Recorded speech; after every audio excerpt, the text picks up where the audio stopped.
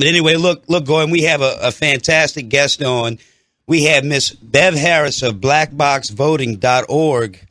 She has just, released this groundbreaking information on how they're actually rigging the elections on a large scale. So I thought it was very, I've been listening to Miss Harris for about 10 years doing interviews. So when I heard her interview a couple of days ago on Alex Jones' show, it had my mouth just wide open. Mm-hmm. So, I said, man, we need to try to get Miss Harris on. So, Miss Harris, we really appreciate you coming on the Battle of New Orleans tonight. And, that information that you presented on the Alex Jones show the other day was just unbelievable. And your video, Fraction Magic, is just amazing. So how you doing tonight? Well, good. It's really an honor to be here. Well, thank Glad to have you. Thank you, Miss Harris. Yeah. I've been following you for a while now, for about 10 years, and you've really been at the forefront of the voter fraud. Dealing with the voting machines. You've been right there on the ground level for years now. So, can you please explain, to the listeners, the average listener, right, what's going on with this new revelation? In layman's terms. Yeah, I mean, it is so hard to do that video because it's like, oh my God, it deals with math. Fraction magic. Fraction magic. But here, in a nutshell, it's like this. The guy who unraveled all this has a background in finance and politics and database, those three things. Mm-hmm. And he realized with his political background that you cannot tamper with elections in a broad-based, successful way that won't get caught unless you do it a certain way. Because, there's different precincts that have different demographics. Like in Memphis, where he's based, there's kind of a central area which is black Democrats and then sort of a peripheral area which is white Republicans. And you can't just flip that because it's going to look ridiculous if all the white Republicans vote for a black man and right. all the Democrats vote for a white Republican. So you have to do something that more closely mimics reality. And so when he figured out what would need to be done in the design to do that, he realized that the one thing he needed was access to decimals. And he explains all that in the video of why. It's kind of complicated and confusing to me, but it's true. I did, verify. So what he did then was look inside the actual voting system and was shocked to find that they had changed the settings nationwide so that it counts all the votes as decimals. Because it was the exact piece that he needed in order to create a tampering system that would mimic the demographics of the different precincts. And that's really important. People who aren't in politics don't realize that they know, the political operatives, they know how things are likely to sort of be predictable to go. So you can't just go in there and do something completely bonkers that doesn't even look close. Well, Miss Harris, why is the decimal so important? Can you explain to the listeners what the bearing of the decimals? Yeah. Here's the deal. The way you're going to mimic reality is to be able to set a percentage of the vote that each candidate is going to get in each precinct. So you say, okay, in this precinct, I'm going to give my guy 56% because that's the most that people will think is believable. But in this precinct, I'm going to give him 78%, and in this one, and so forth. Now, if you have 100 votes, you don't know how many voters are going to show up, right? No way to know that.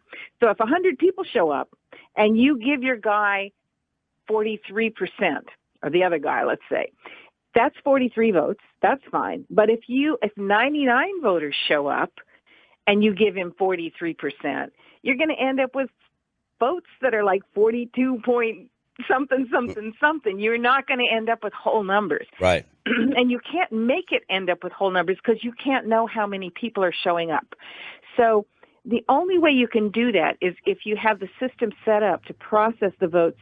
Instead of one vote, one person, to say it could be 1.25 votes, you might be 0.79 of a vote. You have to be able to, the system has to be able to handle those decimals if you're going to assign a percentage to a candidate. Now, understand what he does is, whatever, it doesn't matter what the votes are that come in. He simply overwrites them and says, no matter what comes in, my guy's going to get 43% or 57% or whatever. So And sometimes we see something like that on election night, right? Where you see somebody and it seems like they're stuck at 1% and a certain percentage and it never changes. And it's like, why isn't that changing? You know, more votes are coming in and he's just stuck at that exact place. Well, there really is some evidence that they are using these percentages, and instead of whatever the votes come in, they're just saying that's good, but give this guy this percent and give that guy the other percent.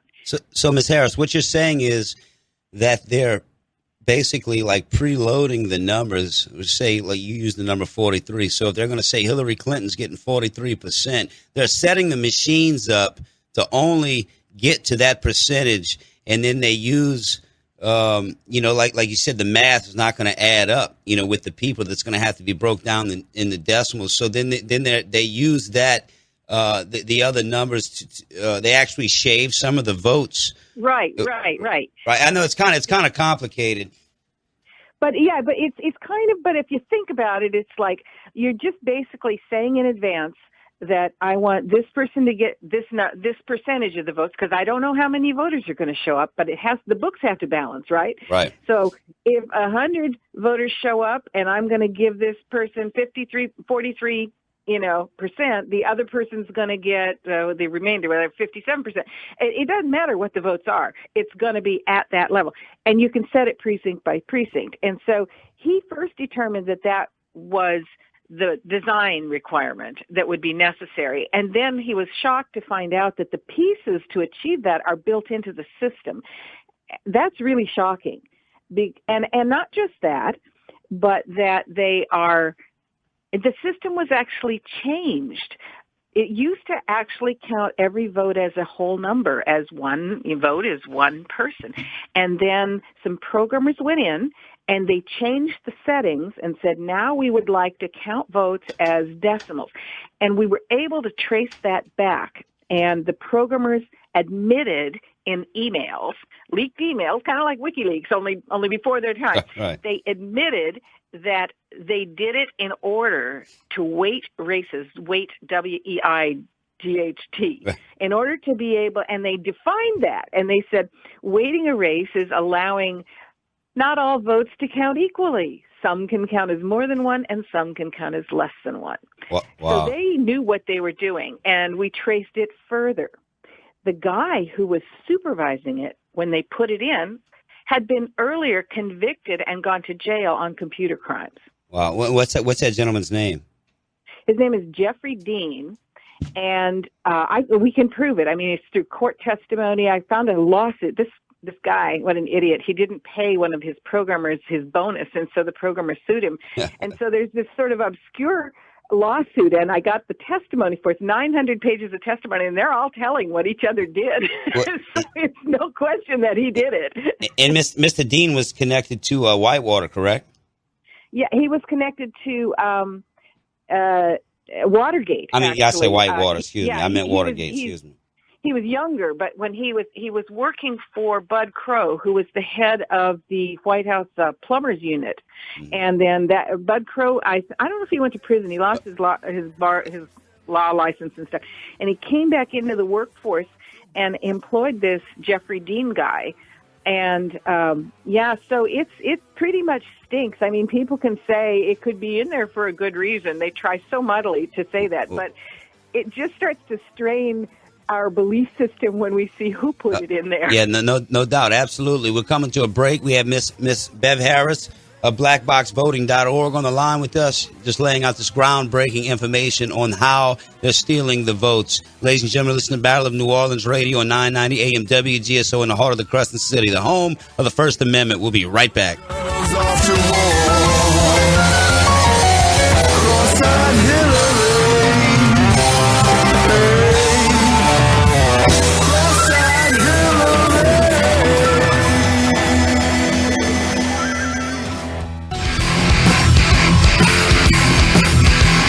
All right, we're back. Battle of New Orleans Radio. We got Bev Harris on the first hour. Rhonda Shear is going to be on in the second hour.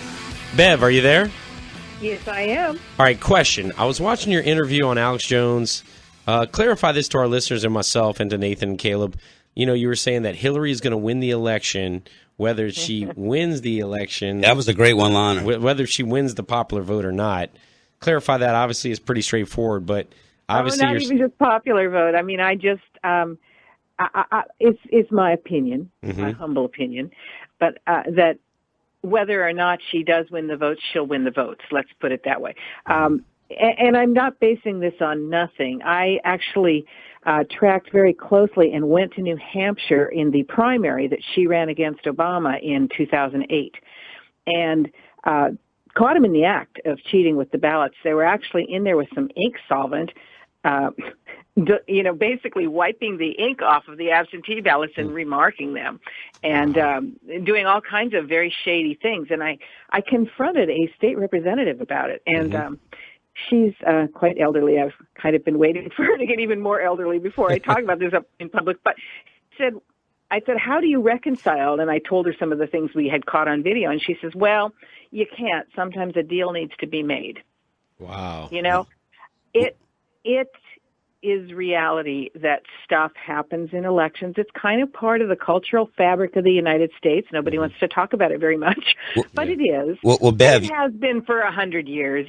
Come on. Yeah, we probably haven't had a real presidential election ever, maybe, as far as 100% legit. I mean, you're bringing possibly. Oh, no doubt. You're bringing up New Hampshire in 2008. They were wiping ballots, but now with this new revelation, it's showing how they're doing it, that they can do it in a much easier fashion, not at the local level. They can do it, at the tabulation level.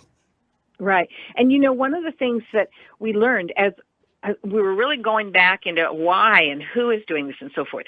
And, this feature that we found, the fractional feature, is different than some sort of bug or glitch. It's something that was put in there on purpose. And it looks like it may have been put in there for the purpose of selling elections. But now local elections is what I think it was for, because you have one presidential election every 4 years. That's not very much repeat purchases. Right. You have 100,000 local elections every single year, and there's tremendous incentives to tamper with some of those results because they control hundreds of billions of dollars in contract allocations. And think about it. When you think about it, it's like, there's some landfill and there's a development project over here and the water rights and mining. I mean, it's like all kinds of things that are worth a huge amount of money to someone, and they need to be able, they think, to put their thumb on that scale locally. And so you start getting tremendous incentives for someone who can deliver those local elections. And Ms. Harris, real quick, and we see now on a mass scale with local elections, especially here in Louisiana, we see George Soros being involved. He gave a bunch of money to the mayor's election. He gave money to the governor, to Attorney General in Louisiana. So we're seeing these global entities. Oh, absolutely. We're seeing these global entities who are also involved with the voting machine companies, actually, jumping into these local politicians. Right, and the other thing is, once you have a network enabled to do the local, that same network is there for you to do a state or a national. And sometimes I think when they keep talking about, well, so-and-so doesn't have a good ground game, one meaning of a good ground game is knowing where to get at the local fixers. Okay. I mean, and that goes way back too. I mean, there's very well documented reports of, a relative of the Kennedys hopping off an airplane in West Virginia with a satchel full of cash. I mean, knowing who to pay off, so it's not what people think, where there's one guy in an ivory tower waving a magic wand over the entire election. It's a network of local operatives. But these national campaigns know darn well where they are. And as you point out, now the Soros connection to voting machines, it's Dominion voting, which you do have in Louisiana. It's kind of 2 arms lengths away, a couple buffers in between him and it. But that's kind of typical too. In 2012, there's 3 big voting machine companies. What about Smartmatic? It's actually, I think you have the ImageCast right now. It's not actually called Smart. Maybe it's the same model as Smartmatic that's used in Latin America, but I think they call it the the Dominion ImageCast in there. But at any rate, and so these voting machine companies, only 3 of them, and they're tied to some very powerful characters. In 2012, Mitt Romney, through a couple of arm's lengths, again, a couple of buffers, bought one of the major voting machine companies called Hart Intercivic. And the one that counts 60% of the votes, a company called ES&S, it's one of its big stockholders and its former CEO turned out to be the Secretary of Defense, Chuck Hagel. Oh, so, wow. I mean, it's really kind of creepy that these big guys, why would they be interested in buying voting machine companies? They Right. only sell something for the lowest bid once every 15 years. I mean, it's not like it's a big lucrative deal. Right. Well, Ms. Harris, what's my question here? Okay, how many of the machines are using this decimal system now? In how many states? Good question. I'm glad you asked. Okay, well, we could prove it in the old D-Boat stuff, which is now being run by a combination of Dominion and ES&S. How strange is that? But recently, in the state of Illinois, an activist with Defend the Vote named Sharon Maroney walked right up to the Dominion head technical guy and asked him point blank, do you fractionalize the count in all of your Dominion image? And he said, yes. And she said, why? And he said, well, for marketing purposes. What does that have to do with anything? Selling, but yeah. And then the Illinois Board of Elections confirmed that ES&S does it too. So it looks like right now about 99% of the systems fractionalize the count. Wow. So that means just about all the systems can be rigged then in every state. Wow, that is incredible. People need to really understand what they're hearing at this point. We only got a couple minutes left with you, Ms. Harris, and I wondered, what can we do? What are the solutions? How do we counterbalance this? I'm glad you asked. And I just put an article up. It's the newest article on blackboxvoting.org, kind of explaining it more. In Louisiana, every one of these these new Dominion ImageCast voting machines, takes a picture of every ballot. How cool is that? You know what? That's an electronic file that is subject to freedom of information and public records. If people take advantage of going in with a thumb drive, a little USB stick the day after the election and say, I want all of those ballot images, all those pictures of every ballot. We could do our own recount of any race we want with 100% of the ballots. So that's one step that is very feasible. It's also very interesting to see what they do when you ask for that. A gentleman in Arizona has already done that, and they got a little panicky and immediately told him, well, we destroy those every day. Hey, Bev, real quick. Caleb Hitt in Ohio, our national reporter there, has a question from the Daily Resistance. Go ahead, Caleb. You have a question for Bev Harris? Oh, hi, Bev. Are you aware of any, do you think this fraction magic had anything to do with the seemingly contested 2000 election between George Bush and Al Gore? Another good question. They didn't have it in place then, and they had to use a very clumsy method whereby they just took off minus 16,000 votes. And it got caught. And the very next year, they put the fractional counts in there. Wow, what a coincidence. Oh, yeah. I mean, I think they realized, look, we need something. We can't do these big, clumsy, stupid methods. We have to do something more elegant. Wow. So let's try to, we got 2 minutes left with Ms. Harris, and let's try to crystallize what you're saying here, Ms. Harris. So since 2001, they've been using this decimal system, and it's a source code that is built inside the machines. It's not on accident, and the tabulation machines that count the vote on a local level are able to use the decimals and then shave decimals off each vote that they want, and then they can use that and give it to whichever candidate that they have set or programmed into the machines. That's right, exactly. Yeah, I mean, it's actually a fairly simple concept. It just uses numbers, and so we all get a little bit cross-eyed over it, but it's definitely, you got it exactly Cross-eyed right. Hillary. That's what it does. Fraction magic. Yeah, I mean, everybody just needs to go watch your video, and that's why I put it on our Facebook page. Go check out Fraction Magic. It's confusing, I guess, on purpose, right, Bev? They want to keep us It's so confused. simple, it's confusing. Oh, yeah, anything you make complicated, then it kind of pulls the wool over people's eyes, and that goes for the financial systems and other things. They're like, make it complicated, and you can be corrupt. They're like, I'm tired. I want to go watch the Cubs game. That's all they care about tonight. Well, Miss, Go do that. yeah, That's what they want of us. that's what. Well, Miss Harris, we really appreciate your time. I know you're very, very busy at this point, and maybe we'll get you back on after the elections to see how everything went, man. And God bless, and just thank you for your tireless and forever work there. Appreciate you.